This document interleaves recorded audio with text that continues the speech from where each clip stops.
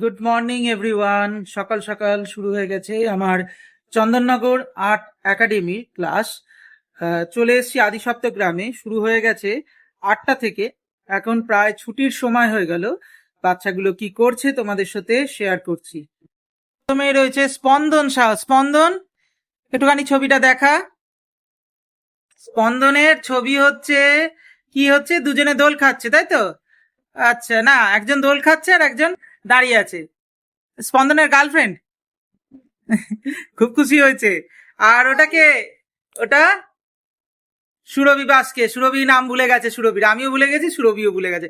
দেখা, সুরভি করছে হচ্ছে বাউল, তাই তো? বাউল। আর এদিকে এই যে এটাকে ফাঁকিবাজ, খালি শরীর খারাপ হয় আর একদিন দুদিন ছাড়া ছাড়া ক্লাসে মানে অফ, ক্লাসে আসে না। দেখি ছবি, দেখি। ওটাও একটা ছবি, গ্রামের ছবি, বাউল যাচ্ছে গান গাইতে গাইতে। আর এইদিকে হচ্ছে আমাদের সৌনক। সৌনক করছে কি আর্ট, মডার্ন আর্ট।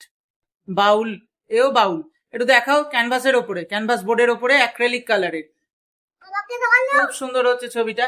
আর এই যে আমাদের সব থেকে বড় শিল্পী, কি নাম? দেবাক্ষী। দেবাক্ষী কি করছে? ম্যাও, বিড়াল করছে, ক্যাট। আর একটা ছবি হয়েছিল কোথায় দেখি? হ্যাঁ, আর কি হয়েছে? এখন শুধু রং ভরছে, তাই তো? শুধু রং ভরা কাজ, আর অন্য কিছু করবে না। ওটা কি, ওটা কি এঁকেছো?